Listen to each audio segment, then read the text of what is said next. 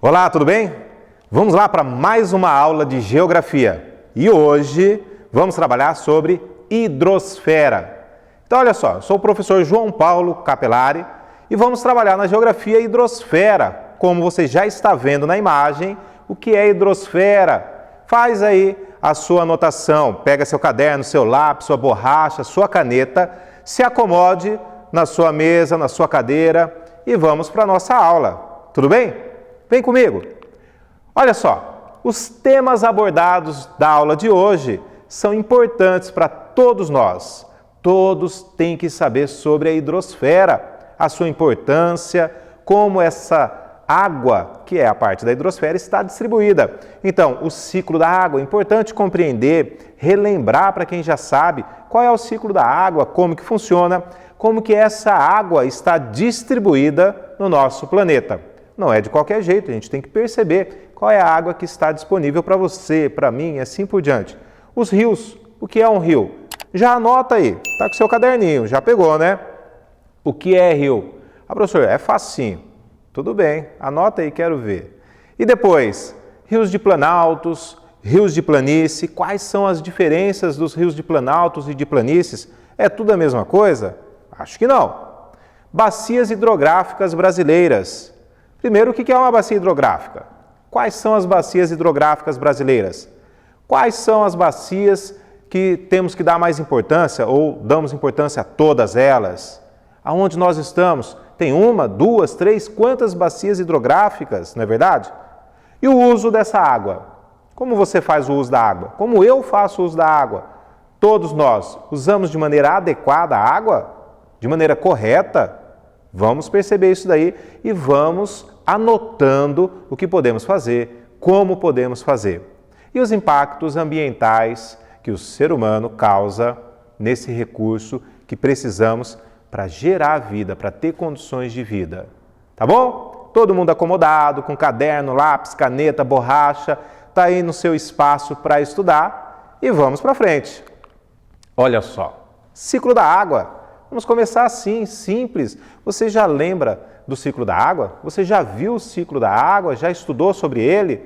Então vamos com cautela, vamos devagarzinho. O que é o ciclo da água? Primeiro, o ciclo é algo que começa, tem um meio e depois ele vai ter um fim e acaba se renovando na verdade. Então ele forma um ciclo contínuo. Opa, professor, peraí. Se é um ciclo contínuo, não acaba? Não vai ter problema com a água? Calma, não é isso que eu disse. Eu falei que ele completa um ciclo e daí começa o processo novamente.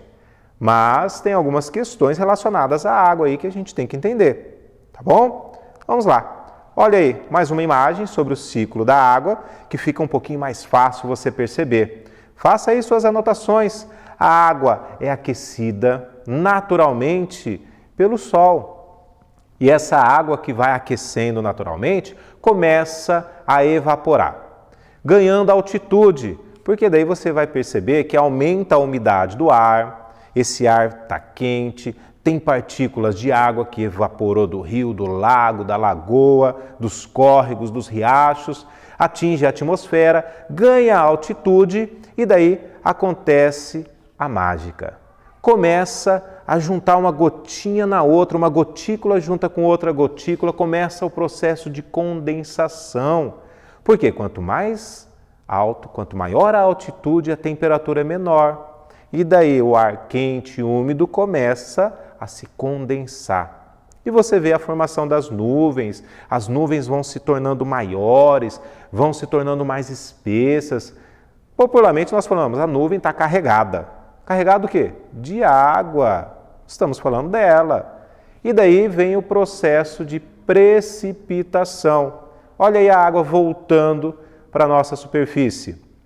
Como é essa precipitação? É de qualquer jeito? Depende do lugar, depende da temperatura, depende da época do ano. Por que, professora? A precipitação vai ser diferente em outro lugar? Sim, porque a precipitação pode vir em formato de chuva, granizo, neve. Olha só, pode? Pode. E você já deve ter visto uma chuva de granizo, não é? Aquelas, vamos falar assim, pedrinhas de gelo. E dependendo da região, ela pode ser maior, pode ser menor, tá? Por que depende da região? Se é mais longe ou mais perto da linha do Equador, por exemplo. Se é numa região de maior ou menor altitude, por exemplo. Olha a Cordilheira dos Andes, é coberto de neve. Tá vendo? É uma precipitação diferente. Na Antártica, por exemplo, vai chover igual chove aqui em Campo Grande, Mato Grosso do Sul? Não, vai ter uma precipitação em forma de neve, tá bom? Bom, e depois que acontece essa precipitação, aí você tem os caminhos das águas aí.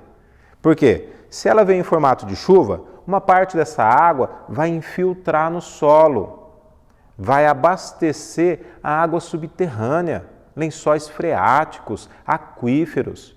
Uma outra parte vai escorrer sobre a superfície, dando origem aos rios, lagos, lagoas, tá? Então você percebe que depois que ele chegou até esse momento, fez a precipitação, infiltrou no solo, caminhou sobre a superfície, como rio, abasteceu lagos, lagoas, começa a evaporar novamente. Então, começa o ciclo a acontecer novamente. Tá certo? Mas espera aí, professor, então quer dizer que todo lugar pode acontecer isso? Pode, mas tem lugar que tem uma condição mais especial. Alguns locais no planeta, você vê que quase não chove. São áreas desérticas ou áreas que estão sofrendo o processo de desertificação. Poxa, e essas águas? Todas essas águas no nosso planeta. Será que ela tem na mesma quantidade? Olha só, a distribuição da água no planeta não é igual em todas as regiões. Pela imagem você já percebe, existem regiões que falta muita água, que tem seca, áreas desérticas, áreas de semiárido, áreas que estão sofrendo o processo de desertificação, começa a faltar água. Então a distribuição da água naturalmente no planeta já é desigual. Mas nós temos que perceber que existe diferença na água. Poxa, tem diferença na água, professor? Tem sim. Dá uma olhadinha aqui na distribuição. Nós temos água salgada e água doce. E o nosso planeta Terra deveria ser chamado planeta água, porque tem mais água do que terra. 30% é terra, 70% é água. Só que a maior parte é água salgada. Pois é, a maior parte é água salgada, são os oceanos. E essa água não é a que nós usamos naturalmente. É de fácil acesso, mas não é a que nós usamos. 2,5% é água doce. Mas espera aí, professor, só isso? Só isso. Então eu tenho que tomar cuidado da água? Tenho que tomar cuidado. Tenho que preservar? Tenho que preservar. E presta atenção nos detalhes. Só 2,5% dessa água doce que nós temos que dividir essa água. Ué, dividir com quem? Nós temos que dividir com todos que precisam da água, com outras ações, com outras pessoas, com animais. Essa água tem que ser dividida. E essa água doce tem nos rios, nos lagos, águas subterrâneas, lençol freático, aquíferos. Nós utilizamos aquilo que está com mais fácil acesso, nos rios normalmente. A água que chega na sua casa, ela vem de um rio. É lógico, vai receber tratamento e assim por diante. Mas lembra que eu falei para você? Anota a perguntinha o que é um rio e pedi para você escrever o que é um rio. E provavelmente você já pensou, professor, eu já vi rio, já até pesquei, eu sei o que é rio, por que eu vou anotar? Ué, porque eu quero ver se realmente você consegue explicar o que é um rio. Saber, visualizar, nadar no rio, pescar, a maioria já deve ter feito isso. Até eu já fiz isso. Mas o que é realmente um rio? A gente tem que perceber, a gente tem que entender. Os rios possuem algumas partes, não é verdade? Então vamos dar uma olhadinha nisso para a gente identificar e ver se você anotou e respondeu corretamente. Ou pensou corretamente na hora de escrever ali, faltou um pouquinho mais de explicação, não é verdade? Vamos lá. Bom, o rio, como eu falei, tem algumas partes. Primeira coisa, o rio ele nasce em algum lugar. Ele surge. Então, onde esse rio está surgindo, nós chamamos de nascente. Ah, professor, então ele tem a nascente, isso aí eu já sabia, eu até coloquei. Ótimo! E você percebe que o rio, ele tem um caminho, e esse caminho nós chamamos de curso, tá? Mas espera aí, o rio ele nasce onde? Em qualquer lugar? Não, ele vai nascer na parte mais alta do relevo. E daí a gravidade vai fazer com que a sua água comece a ir para a parte mais baixa. Opa, então o rio ele tem que ter uma nascente, tem que ser na parte mais elevada do relevo, e daí ele vai ter um curso para ele desaguar em algum lugar. Então esse rio que você está imaginando, ele deságua suas águas em algum lugar, num lago, num outro rio ou no oceano, tá bom? Então o rio ele tem que ter nascente, curso e ele tem que terminar, que chamamos de foz, tá bom? Tem a parte do curso superior, curso intermediário e curso baixo, que é o caminho por onde ele faz no relevo. Outra coisa importante, se você já foi pescar, já foi nadar no rio, já passeou e tudo mais, você percebe que tem margens no rio. E você sabe me dizer qual é a margem direita e qual é a margem esquerda de um rio? Anota aí, margem direita e margem esquerda do rio. Como que eu posso saber? Ah, professora, só eu saber qual que é a mão direita, a mão esquerda, e eu vejo ali o rio tem margem direita e esquerda. Mas é de qualquer jeito assim? Calma, não é não. Você tem que perceber o caminho que a água do rio está fazendo. Da onde que ele está vindo e para onde ele está indo. Você vai se posicionar da mesma forma. Da onde ele vem, fica às suas costas. Para onde ele vai, à sua frente. Aí sim, você sabe que o lado direito do seu corpo vai ficar à margem direita, o lado esquerdo, a margem esquerda. É só perceber qual é o caminho que o rio está fazendo, tá certo? E daí você vai identificar a margem direita e margem esquerda. Outra coisa importante que eu vejo, alguns alunos falando, adultos falando, você pode até perguntar para o seu pai, para a sua mãe, e de repente ele vai falar desse jeito. Aquele caminho que o rio está fazendo, nós chamamos de curso, e de repente ele faz essa voltinha aqui, continua para outro lugar, faz outra voltinha. Como que é o nome dessa voltinha mesmo? Provavelmente você está falando aí, curva. É a curva do rio. Ah, professor, meu pai falou, minha mãe falou, meus amigos, eu já escutei até professor falando, mas não era professor de geografia, tenho certeza. A curva do rio. Rio tem curva? Não. Recebe outro nome. Chamamos de meandros.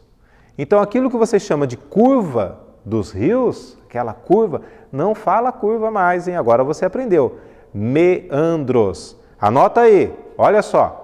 Não é curva do rio, é meandro do rio. Tenho certeza que agora você vai conversar com seus colegas, seu pai, sua mãe, e provavelmente eles vão falar, que legal, eu não sabia disso. Tá vendo? Ok? Bom, você percebeu, tem a nascente, tem a foz, tem o curso do rio, tem os meandros, margem direita, margem esquerda, mas espera um pouquinho. Aonde o rio termina e deságua suas águas em um outro rio, num lago ou no oceano, tem o nome de foz. E existem dois tipos. E eu vou colocar para você aqui a imagem. Olha só, os dois tipos de foz. Foz em estuário e foz em delta. Quando o rio deságua em qualquer outro rio, lago, lagoa ou no oceano, tem essas duas formas principais aí. Ou ele chega com as suas águas, não existe nenhum obstáculo e as águas já chegam sendo depositadas em outro rio. É o rio a foz, em estuário. Pois é, a água do rio chegou e desagou em outro rio, ou no lago ou no oceano. E não tem nenhum obstáculo, ele foi direto. Estuário. Na outra imagem, você percebe que tem obstáculo. A água do rio está chegando, vai terminar o rio e começar um outro rio, ou está depositando sua água no lago ou no oceano, e você tem obstáculos. Chamamos de delta.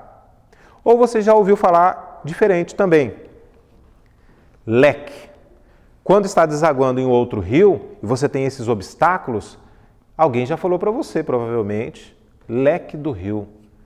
É essa forma com obstáculo aonde está indo as águas do rio e deságua em outro local, rio ou lago, em forma de leque. Chegou no oceano, aí chamamos mais de delta, ok? Professor, mas pode ter alguma coisa diferente? Pode e tem.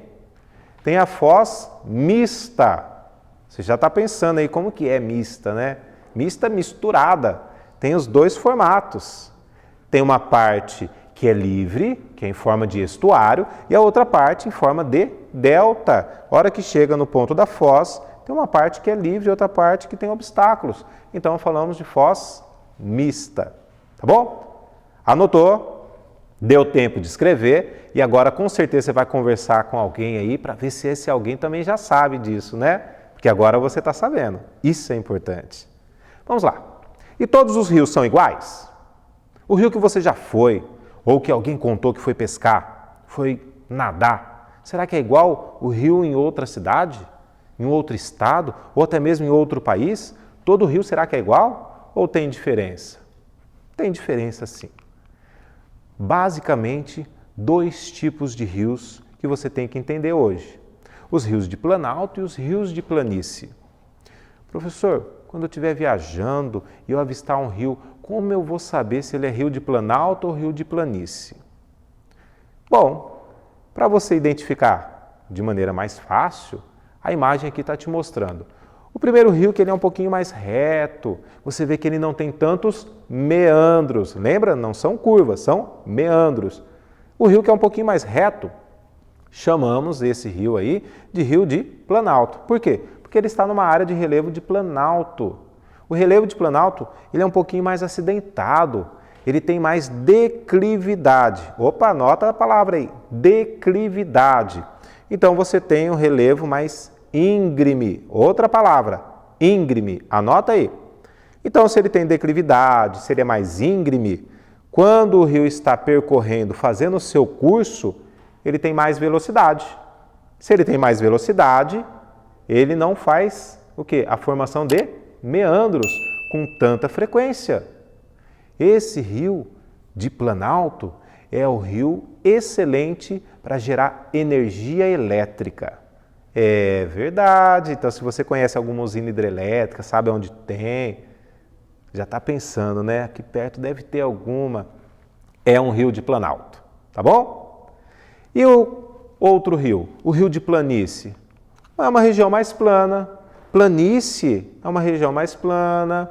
O rio ele vai ser mais lento, vai ter um volume maior no rio e ele vai fazer mais meandros. Ele possui mais meandros. É um rio melhor para navegação, para o transporte, exatamente, para a navegação, porque ele tem mais volume de água. Então, daí a navegação é melhor. Olha a diferença nas duas imagens aí. O rio de planalto, menos meandros, mais velocidade na água, porque o relevo é mais íngreme. Os rios de planície, como é uma região mais plana, possuem mais meandros, é melhor para navegação, transporte e é ótimo para pescar, tá bom? É, porque não tem tanto agito, né, no barco ali. Mas o rio de planalto, os peixes são melhores, são mais esportivos, olha aí. Ok, professor, estou entendendo, agora sim. Então, se eu estiver viajando, eu percebo que tem um rio e esse rio não tem tantos meandros, é uma área de planalto, um rio de planalto. E se eu vejo um outro rio e ele tem mais meandros, é uma área de planície. Perfeito, tá bom? No nosso estado tem esses dois tipos de rios. Você deve conhecer o Pantanal. O Pantanal é uma planície, então um rio ali é um rio de planície. E também você deve conhecer a divisa que nós temos no nosso estado com Paraná, com São Paulo. Tem um rio dividindo ali, bem no limite. Esse é o rio Paraná.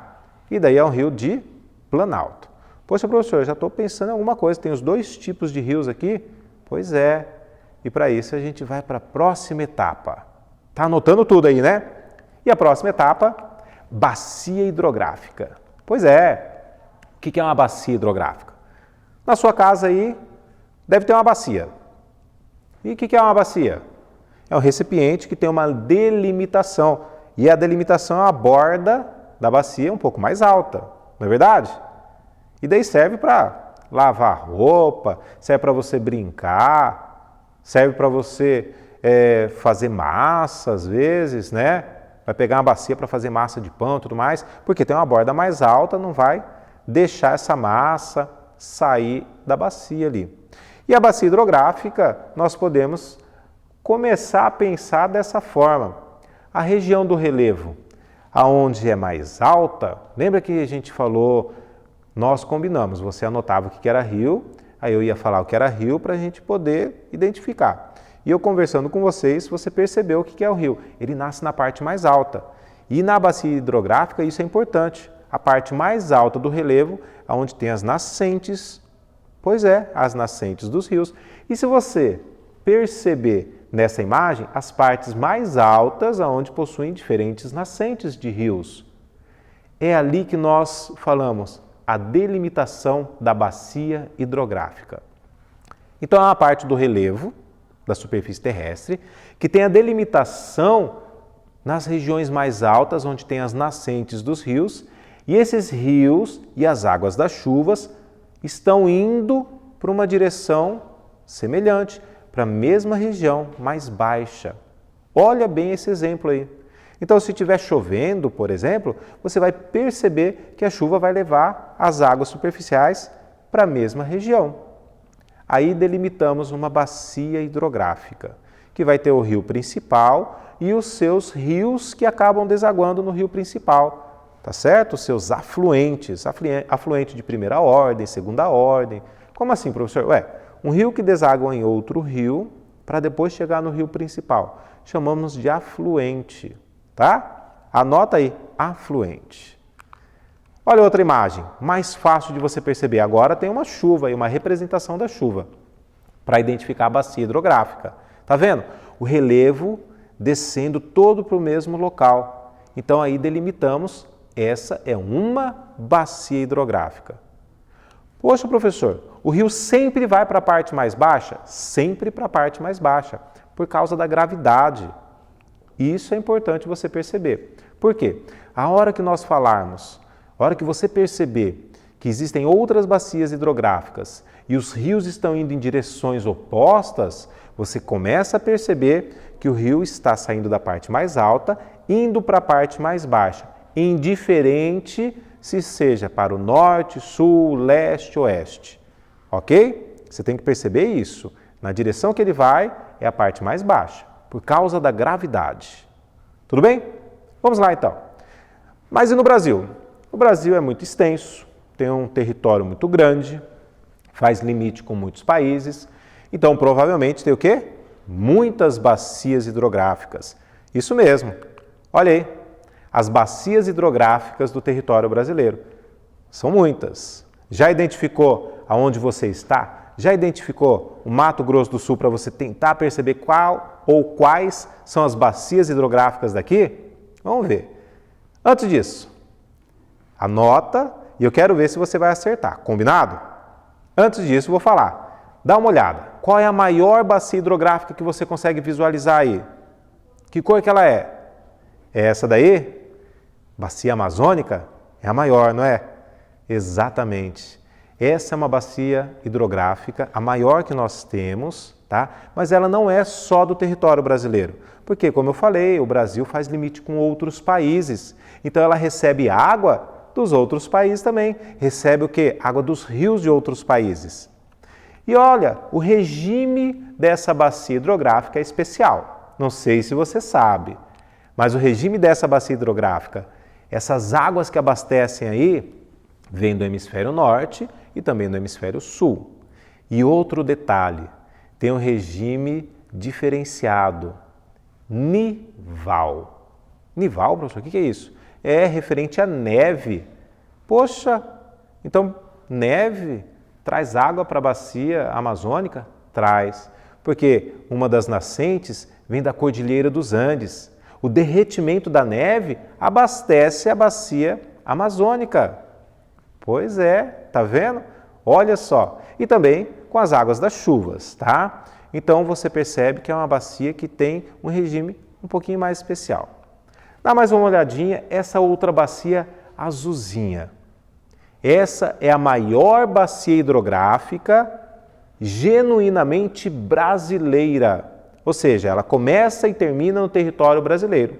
É a maior, Tocantins-Araguaia. É a maior genuinamente brasileira.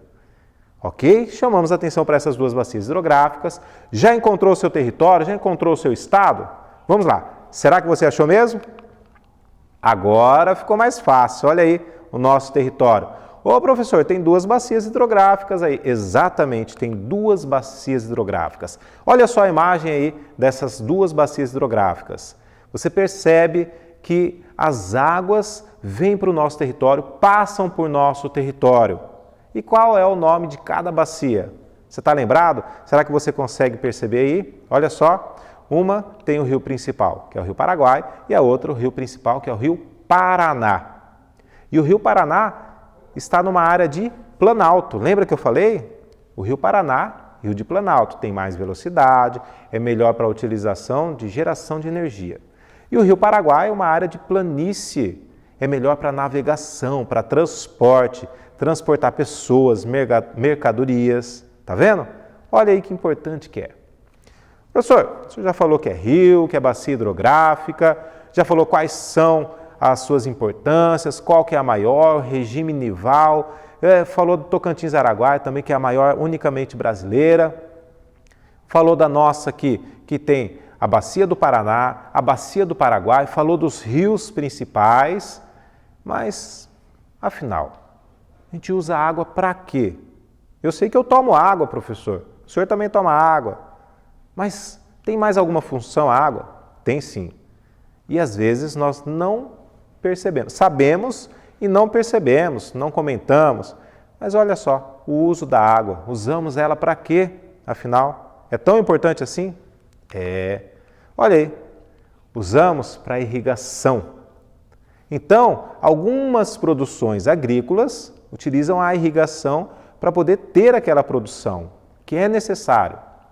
E olha a água, lembra? Nós temos pouca água doce e usamos para irrigação. Olha aí, dividindo a água, tá vendo? Não é só para a gente beber, não. Tem que dividir para a agricultura também. Indústria. A indústria usa água.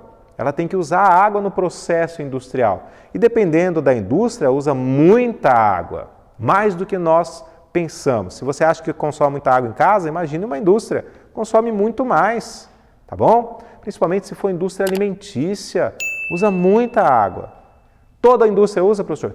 Toda a indústria usa água. Em algum momento, ela usa água, tá bom? Então, dividimos a água com a agricultura, dividimos a água com a indústria. Tem mais?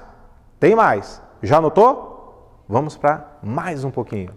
Olha aí, precisamos dividir a água ainda com os animais que nós criamos.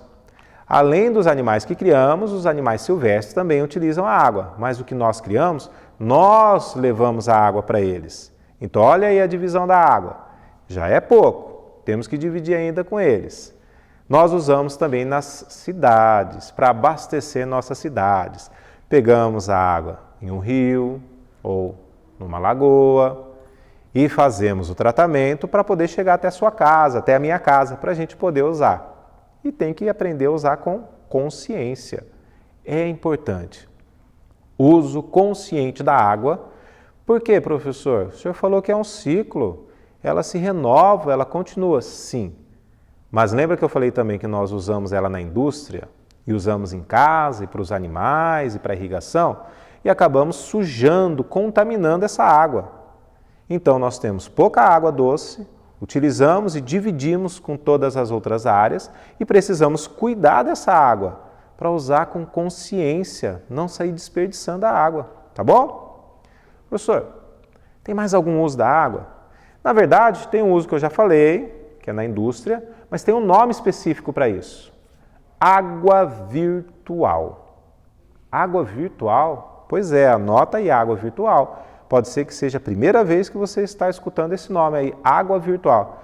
Ah, professor, água virtual é água na internet. Não, não é água na internet não, tá? Porque o nome virtual não é por causa disso, mas aqui está. É a água que foi utilizada em um determinado processo na fabricação, na produção de alguma coisa. Pode ser no seu celular, pode ser no carro, pode ser na roda, pode ser na televisão, pode ser na mesa que você está usando, no talher, em algum momento utilizou água, ou seja, na mineração ou na própria indústria. E você tem aqui, eu trouxe uma pequena fatia desse exemplo aqui, ó. Por exemplo, para você ter a carne, o boi ou a vaca precisa de água para poder se hidratar, para poder se desenvolver. Até no processo que chega lá no frigorífico, precisa de água para fazer a limpeza. Enquanto está fazendo o corte, também precisa de água. Em todo o processo, para chegar até a sua mesa, um material bom, um material ideal para a alimentação. Então, em média, 1 quilo de carne consome 17.100 litros de água. Nossa, professor, tudo isso? Tudo isso. Porque o processo é longo. Então, agora você começa a pensar um pouquinho mais e consumir de maneira mais adequada. Mas as indústrias também têm que começar a mudar esse processo, tem que fazer a reutilização e o tratamento da água para poder contribuir com o cuidado da água. Não é só você ou eu, tá bom? Professor, mas tem algumas pessoas que eu vejo que varrem a calçada com a mangueira, com a água. Em vez de estar varrendo com a vassoura, está varrendo com a água. Pois é, está desperdiçando. E com o desperdício, o mau uso, a gente acaba provocando impactos ambientais. Que tipo de impacto ambiental? Olha só, esgoto jogado direto nos rios sem tratamento. Infelizmente isso ainda existe, não só no Brasil, em outros países também. Lixo que às vezes, eu vi alguém jogando pela janela do carro, eu vi alguém jogando fora na calçada ali na rua. Esse lixo vai chegar até um córrego, uma lagoa, um rio e vai chegar até o mar também. Outras formas de impactos ambientais na água, por exemplo, na agricultura, através do uso de agrotóxicos, dos insumos, não é? E acaba contaminando a água que infiltra no solo. Vamos dizer, o avião que está aí de exemplo acabou de jogar o agrotóxico para proteger a lavoura e chove. Vai escorrer para o solo, uma parte vai infiltrar. Se é um solo, se é uma agricultura que está próxima a um rio, pode chegar até o rio e acaba contaminando. O lixo, como eu já falei, muitas e muitas pessoas acabam deixando o lixo na rua. Isso contribui com a contaminação dos rios, dos córregos. E isso não pode acontecer mais.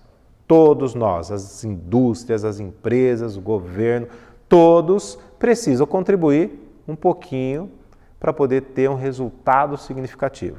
Então eu peço para vocês, preservem a água, porque a partir do momento que está preservando a água, estamos preservando a vida e podemos ter mais e mais disponibilidade da água, água potável, água doce, com um tratamento adequado, porque quanto mais preservada está a água, menos tratamento ela vai chegar na sua casa, melhor, tá bom? Então, eu espero que você tenha gostado dessa aula, tenha feito suas anotações para poder depois fazer uma revisão, fazer uma releitura e entender cada vez melhor esse conteúdo. Tá bom? Até a próxima aula, conto com você. Tchau, tchau!